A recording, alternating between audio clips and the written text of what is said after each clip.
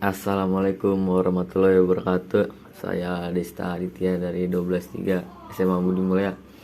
Nah, di sini saya akan membuat tugas hukuman dari Pak Reja, wali kelas saya sendiri, yang disuruh membuat tugas apa sih namanya? Tokoh-tokoh pahlawan. Nah, di sini saya akan memberitahu tentang tokoh pahlawan yang bernama Jenderal Sudirman. Nah, Jenderal Besar TNI Anumerta Raden Sudirman adalah seorang perwira tinggi di Indonesia pada masa Revolusi Nasional Indonesia. Sebagai Panglima Besar Tentara Nasional Indonesia pertama, ia adalah sosok yang dihormati di Indonesia.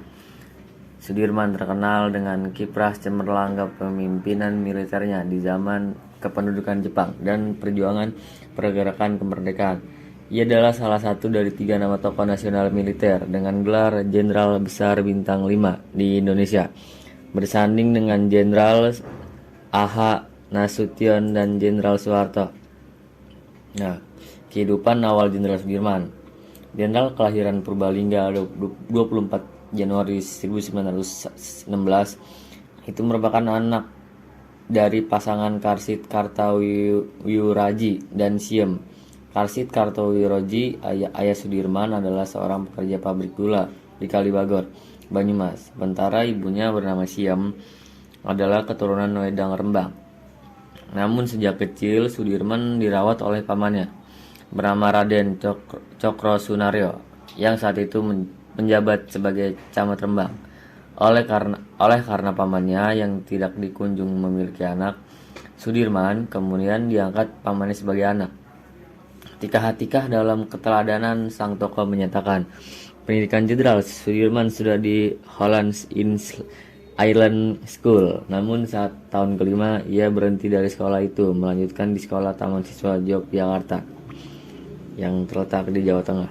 Ia pintar dalam mempelajari berbagai ilmu pengetahuan dan memperdalam ilmu agama. Ia didik dengan baik oleh gurunya Suwarjo Tirto Supono dan Raden Muhammad Khailil. Pada masa sekolah, Sudirman aktif dalam organisasi kepanduan Hizbul Wathan. Pada awalnya Sudirman bukanlah berasal dari kemiliteran. Dia tercatat pernah beroperasi sebagai guru. Sudirman sempat mengajar di sekolah Wirotomo. Ia juga aktif di organisasi kepemudaan Muhammadiyah. Selain itu, ia pernah menjadi guru SD Muhammadiyah. Dalam buku Sudirman, seorang panglima, seorang martir oleh tim buku Tempo, disebutkan Sudirman diangkat menjadi guru sekolah dasar Holland Island School atau HIS. Muhammadiyah dicelaca berkat seorang guru pribadinya bernama Muhammad Khalil. Menurut Tata Sudirman, sebelum dikenali pada zaman Belanda, namun orang-orang mengenalnya sebagai seorang guru. Nah, Sudirman berkenalan dengan dunia kemiliteran, diawali dengan menjadi semacam hansip yang mengantisipasi serangan udara di zaman kolonial. Namun sosoknya yang giat dan pandai berorganisasi membuat karir militernya tidak lantas berhenti di sana. Sebelum kedatangan tentara Jepang, ia pernah diminta pemerintah Belanda untuk memberikan pelatihan kemiliteran kepada tentara pribumi.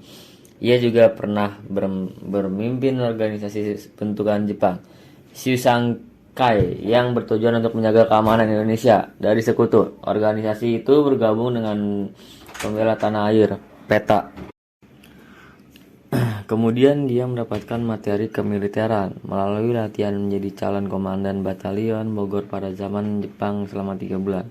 Setelah itu dia diangkat menjadi komandan dan ditugaskan di Batalion Kroya, Banyumas, Jawa Tengah. Di sana Sudirman diberikan akses persenjataan lengkap. Sudirman dikenal dan makin dipercayai berkat Palagan Ambarawa pada akhir 1945. Meski korban di pihak Indonesia jauh lebih besar dibandingkan pasukan Inggris yang menang Perang Dunia Kedua, pertempuran itu dianggap sebagai kemenangan gemilang. Orang-orang di Indonesia sangat gembira. Mereka menganggap bahwa pengunduran terpaksa dari pihak sekutu itu adalah suatu kemenangan taktis militer. Tulis Ben Anderson dalam Revolusi Pemuda, Pendudukan Jepang dan Perlawanan Jawa 1944 sampai 1946. Kiprah Sudirman di Ambarawa itu kelak dikenang sebagai Hari Infanteri. Pertempuran ini membuat Presiden Soekarno mempercayai kepemimpinan tentara di tangan Sudirman. Saat itu Sudirman sudah terpilih sebagai panglima lewat voting pada 12 November 1945. 1 bulan setelah diangkat menjadi pemimpin militer Indonesia, Sudirman yang saat itu sedang menderita sakit TBC harus menghadapi agresi militer dua Belanda.